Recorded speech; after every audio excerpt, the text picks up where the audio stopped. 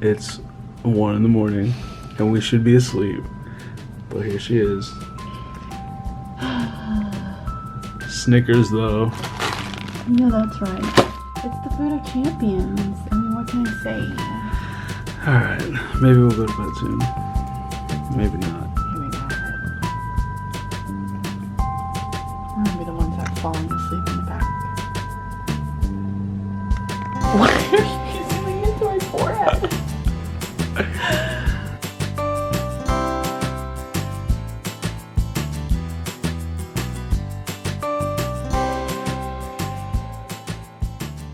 Good morning, everyone. So we are dressed, ready to go, and we are heading to the Get Your Teach On conference. That's right. Yes, we are very excited. Hope King's gonna be taking over our teachings today, and I'm excited to share with you guys what we're gonna be doing and then show you guys some yummy food that we're probably gonna have for lunch. I'm already hungry. I don't like this whole idea of not eating breakfast. We had breakfast. That was awful breakfast. He calls a banana and a granola bar breakfast.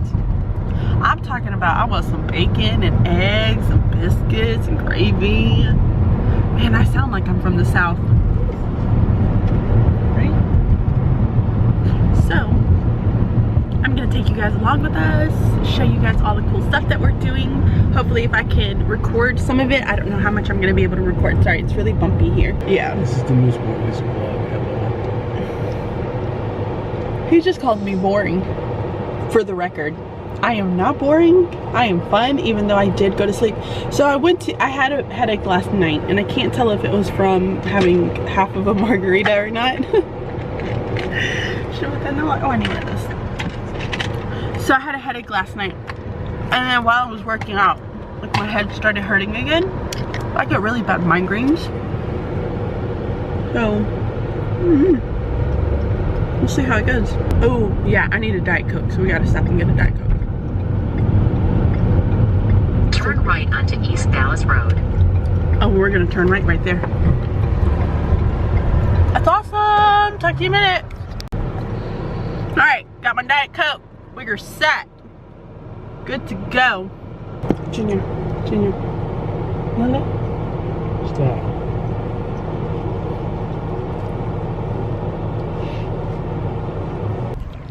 We're here!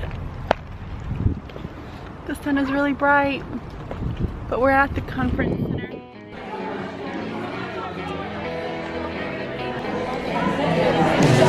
Bridget? Yep. 3rd grade? Yep. Thank you.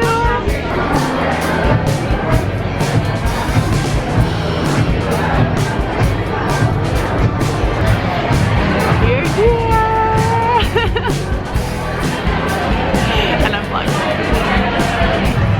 We're here, Junior, and you're excited? Get excited. I know.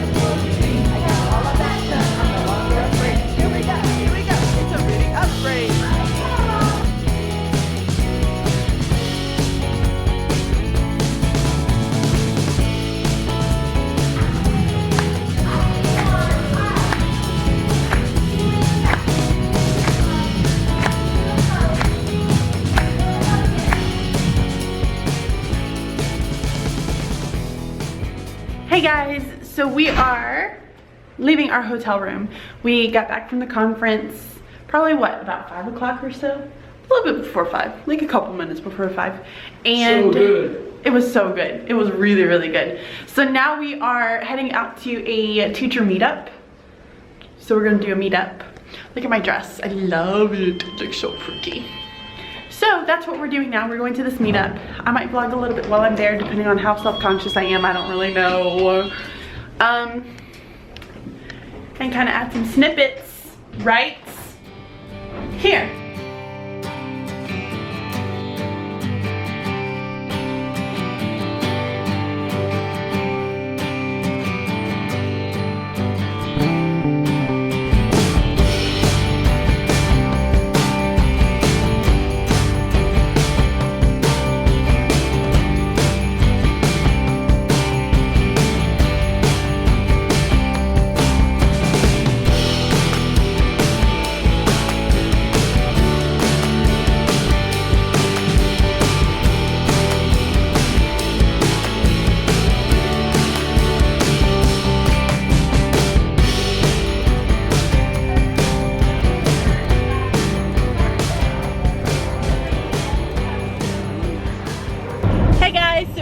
just left and we're looking for somewhere to go eat.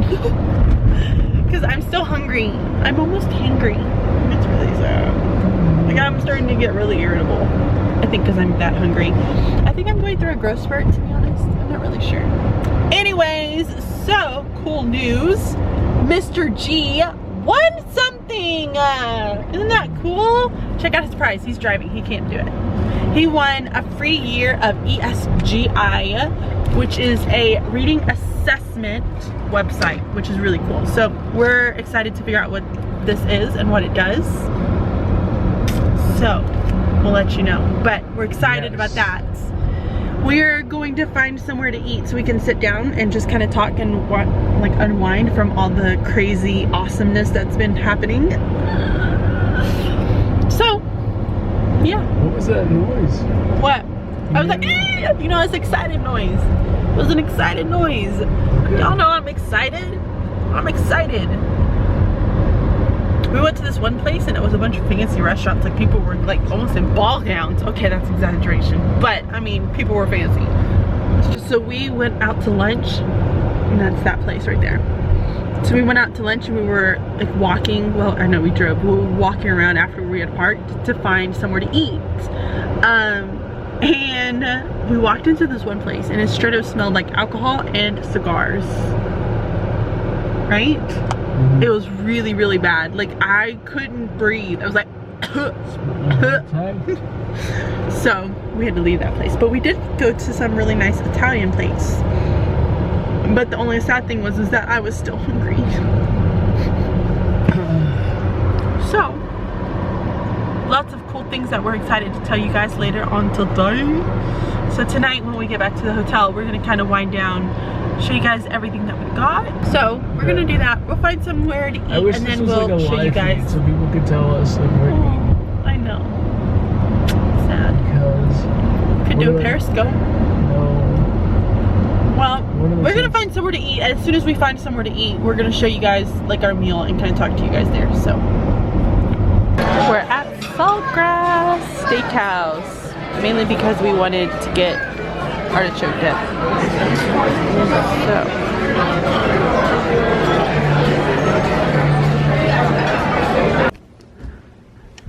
And we're home. Oh my god, we had such a good time. I am so exhausted from this. It's really late, y'all. Your battery's about to die.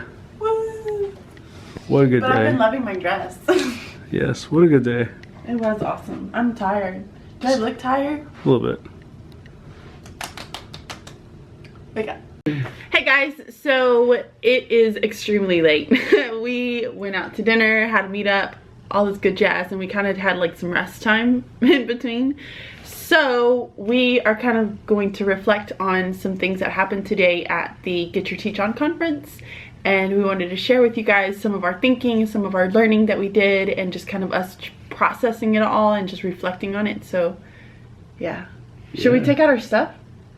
We should take out our stuff. Let's take out all stuff. We got lots of good stuff. We have the same stuff, so maybe we should just take your stuff Okay, out. so we'll just I don't want you guys to judge my cutting skills. It's awful. I mean, Just get your stuff out. I'm sorry, but let's just, is this one mine? Yeah, that's one's mine. Okay, so when we first got there, we had the task of making a backpack, Yeah. right? So we walked in and everything was kind of laid out for us. We had like a bag, and inside were all of our materials that we would use for the day. Yeah. So we had to make backpacks, and so these are what the little backpacks cool look like. are How those? cute! So we cut out the envelope, and we had to cut out all of the little images, and then we folded like a large 12 by 12 construction, and not construction, it's like a cardstock, almost a colored cardstock. And then inside of this you would be able to put all of your learning that you did. I did not do that because we had another cool bag with it, so I just, yeah, I think that was really cool. It's really cute. This would be a really great activity. Maybe like that'd be like a cool writing portfolio, or it would be a really cool writing portfolio. That would be really neat. I like how to incorporate that later on. So this is the bag. We had a bag everybody had these bags that were laid out, and then it had a bunch of stuff like inside of it and underneath it. So okay, so we're super excited because tomorrow we all got t-shirts, really rad t-shirts too. I mean, they're pretty cool. So we all got Get Your Teach On. Mine's wrinkly. Sorry, I've had mine thrown in the bag all day. Get Your Teach On t-shirts, but I love them. I mean, those are all of the sponsors I'm assuming that they've had that generously gave things to the conference, but they're really cool. So we're all wearing these t-shirts tomorrow, so I'm really excited. We're gonna look cool. And then if you're a teacher, you know, anything with post-its. How cute is that though? Come on, we use this like all the time. I tell Bridget all the time, this year I'm trying to be different, but I'm not a planner person. I don't use planners, but I am using a lettered classroom planner next year. I'm gonna try to get better at it. But up until then, I'm a person who like writes post-its. I text myself, I email myself. I have no idea how it does it. I can't do that's that. how I Like do it. I'm so awful. If any of you have ever emailed me, I am so bad at answering emails. I'm so bad at emails. It's bad. It is bad. But yeah, this is cool. But you didn't show them this part. So inside of it, it's like a little notepad. So you would be able to take notes in there, which was really cool. I really loved that. Super cute. That's Cool. So, all right. And then we had this packet, which is like our handouts. And I'm not going to go through all of it because it's classified information. If you want to know all the good stuff that's in this, then you have to go to the conference. That's good stuff. It's really good stuff. So we had all of these filled with, I guess I'm gonna give them like a little flip through real fast. You know, a little flip through? Can you see that? Kind of like black line masters of the things that we did while we were there. It's pretty cool. So look at all that goodness. What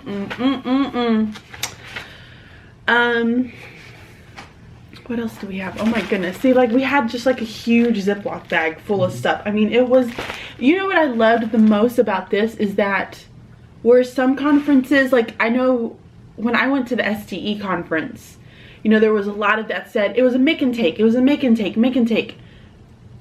Hardly not one that I went to was an actual make and take. Like it said it in there, but it like we never made anything. Right. And I don't know if that was just because of the time constraints on it. Like you just had so much, like it was probably 30 or 40 minutes with that one person. And so they were just trying to cram as much information in you as possible. So doing a make and take, obviously it's going to take way more time. And I've gone to professional developments where make and takes, it felt like that's all the presenter had us doing, where it just felt like it was giving us busy work to fill up our 6 hours.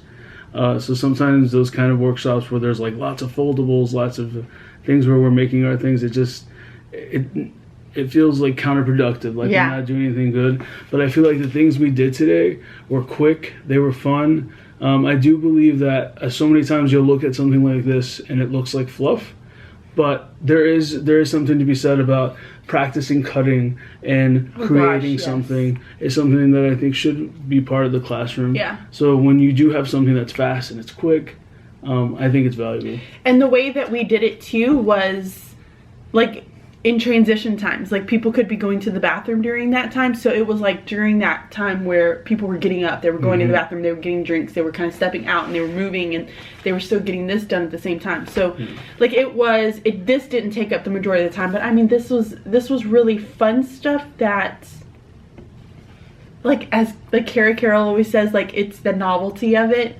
that makes it really fun for kids, you know, like who doesn't, like I smiled when I was doing this because I was like, oh, this is cute. Yeah. But and, you know, it's memorable, like you remember it.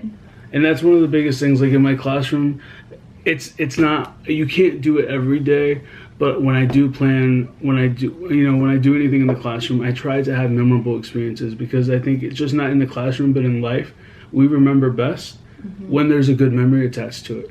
So if, you know, a kid really loves watermelon and this is the day where we created a watermelon out of cardstock, and then also we talked about how to create ideas and details, that's going to be a memory for them. Yeah. Not for every student, but if we're constantly doing it, we're finding really good ways for them to remember to do well.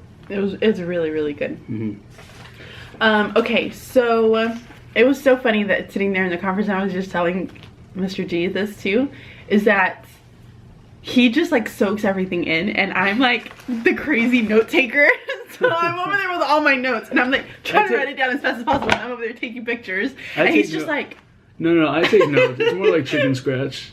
But I understand. But he's just soaking it in, and it's so crazy because then we were like talking with people afterwards, and he was just like spitting it all out, and I'm like, let me reflect on my notes. It was funny. I don't know. I thought it was funny. Whatever. Yeah. Okay, so we had a bunch of other things in here too, and some of this we're not using until tomorrow. Which the balloons that she had, were there lights inside of them? They were, yes, but I don't know if that's going to be for tomorrow for the math stuff. I don't know. She had some, okay, I'm sure that there's a blog post on this, right? Did she do a blog post on? I'm not sure. They just called them neon balloons. So what was cool Yeah. is that inside it almost had like little neon lights, so the balloons had like It had like a glow. Yeah, it just glowed. It was really neat. So yeah, but we don't want to give away all the goods. Yeah, no, we But don't. they had lots of really great stuff. Yeah, so we got, I mean, papers upon like things, and what I love the most, I can't believe we all got books. We got books. We got a book, and I don't have this book. I wanted this book. I've wanted it for a very long time. This is a really cool series. There's lots. Like this is what if I had animal teeth? There's what if I had animal hair or animal ears? What if I had animal feet?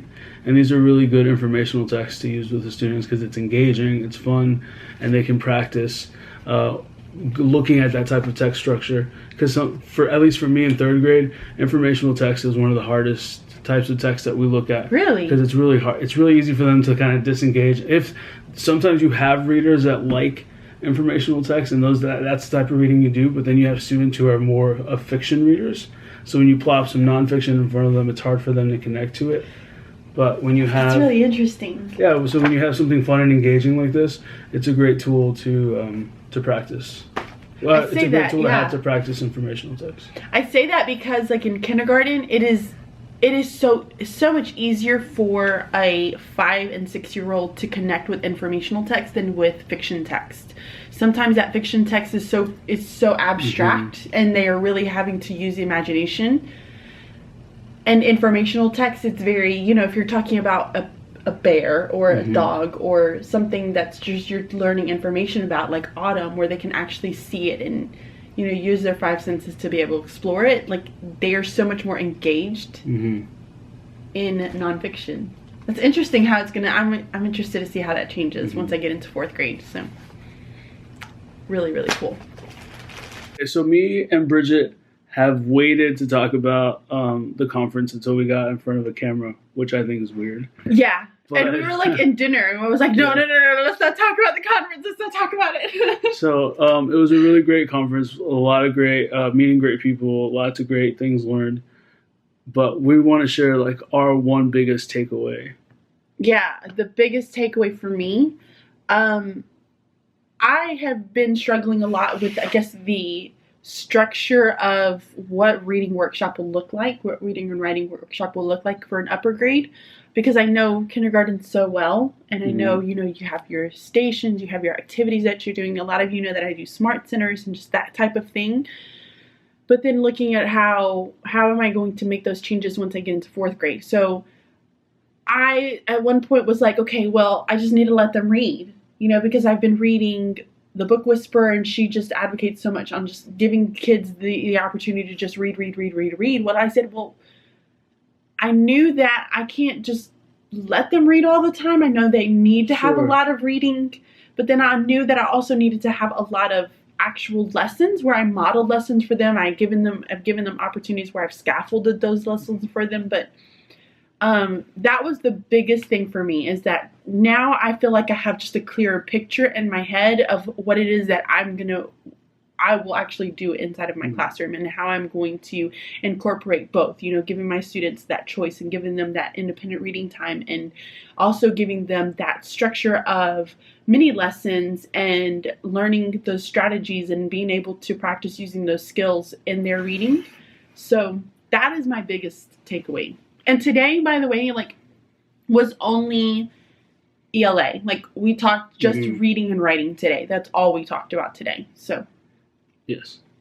And I think going back to what Bridget was saying, and if you're one of those people where reading instruction is hard or just you don't know where to start and it's like your first year, remember that your whole mission as a reading teacher is to build a reading community. And the way you do that is by allowing time for your students to read and modeling how to be a reader. That means you're reading books too, not just in the classroom, but outside of the classroom. You are a reader.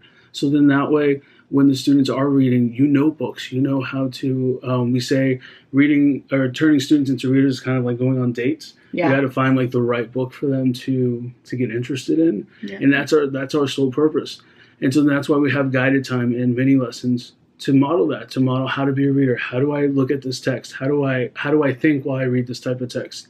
But most importantly, give your students time to read. They need practice. Yeah. They need time to practice reading. And you know, the next thing that she just made a big thing too was that giving them independent reading and giving them all the choice and the time of doing that independent reading isn't going to make them better at comprehension. Mm-hmm. It'll probably make them better with fluency. It'll make them, I can't remember what else she said. I just like, as far as just wanting to independent read, but they're not going to understand, their comprehension is not going to get better if we just allow them to read and only just give them that opportunity to just read and never give them that guided practice and never give them that scaffolding and that modeling that they actually need for learning how to put all those skills and stuff into practice to be able to really comprehend texts. So. And so, yeah, so if you ever hear people say, well, you just need to let your students read, it's not about just giving your students something to read and then, you know, your job is done. That's their time to practice. How do you become a better reader? And just like, you know, people say, how do basketball players get better? They practice. You know, and everything that we do to build a good habit, you have to practice. So giving them that independent reading time is what makes them a better reader. When you're doing those mini lessons, when you're doing the small groups, that's when you're attacking the things that they need to grow in levels and just as better readers. Goals. And then for me, my takeaway is I've had a lot of experience with writing workshop and reading workshop, so I feel confident in trying new things and the things that I do. So it was just nice. You know, it's nice when you're doing things and you hear it, and then you hear, oh, that's what I do. It's that reassurance oh, yeah, I'm doing the right thing. It's really nice. Yeah. But one of the things that I love about watching Hope King speak is that she doesn't just like give you information. She speaks to you as if she was in the classroom. She models how she talks to her students. And I think for me, I love seeing that because then I see what are some things that I can try. I'm not going to be Hope King. I'm not going to do everything that she does. But we get inspired by those things and we kind of see how it can fit our personality and see how we can use it in our classroom. And one of the biggest things for me is when I walked away from it is consistency. I think I'm really good at doing a lot of great things, but sometimes like we get into like the nitty gritty of stuff and then I start kind of letting go of the great things that I put in place. And I saw today, like she was good about being consistent throughout the whole workshop. Whatever it was that she kind of put in place at the beginning, whether we were tired, whether we were about to be released for lunch, she kept those things in place. Yeah. And so consistency, that's my thing. Like that's something that I'm going to work on this year. That enthusiasm, you know, because I know like even as a teacher, it never fails. Like right after lunch, like it's hit you, like it's hit your students, it's hit you, and you're like, all right, I just got to make a couple more hours. But then that just energy and that enthusiasm and that love for learning just kind of oozed out of her. Like she just... And I think as teachers, we should try to, regardless of what kind of day you had, whether, you know, issues at home or coworkers are bothering you, like when we're in front of those students, they need our absolute best because I think whatever we are feeling or whatever we're putting out is going to seep into them and it's going to mess them up. And their purpose of being in our classroom is to learn and to be better. Yeah. So we have to show up and be great too. But I mean, it was an overall great first day. Yes. We're excited about tomorrow. We have some fun things that are happening tomorrow, apparently. It seems like there's going to be some really exciting things. It starts at 8:30 tomorrow, so a little bit earlier. They're going to talk to us about starting the first day of school with a bash. That's going to be nice, yeah. And that's something that I implemented this year at my school, which I'm really excited to see how they do it and compare, and so I can take it back. Yes. Yeah, we're excited to share these things with you guys. So if you have any questions or comments, you know, guys, I can't tell you as much as I would love to tell you about the Get Your Teach On conference, because you just kind of have to experience it for yourself. I don't want to ruin any of the amazingness that you would get if you were to experience it full-fledged. Yeah, So and I think even if you wouldn't get the whole thing, even Yeah. if we shared every piece with you, it's truly an awesome experience all around. yeah, Hope King is a For day one, anyway. fantastic presenter. Fantastic presenter. Yeah. She does. She does a really great job with it. Good job, Hope King. Because she totally watches my vlogs. You never know. I mean, for real. All right. So if you have any questions, comments, or just anything that you just want to share, what was some of your favorite things that either I or Mr. G kind of shared out, leave those down below. And we will talk to you guys tomorrow with the last day of the Get Your Teach On conference. So we will talk to you guys very, very soon. Make sure you give this video a thumbs up if you liked it. Talk to you later. Bye. We just walked past some teachers, like all inconspicuous, like we're not teachers. You know what I'm saying, Junior?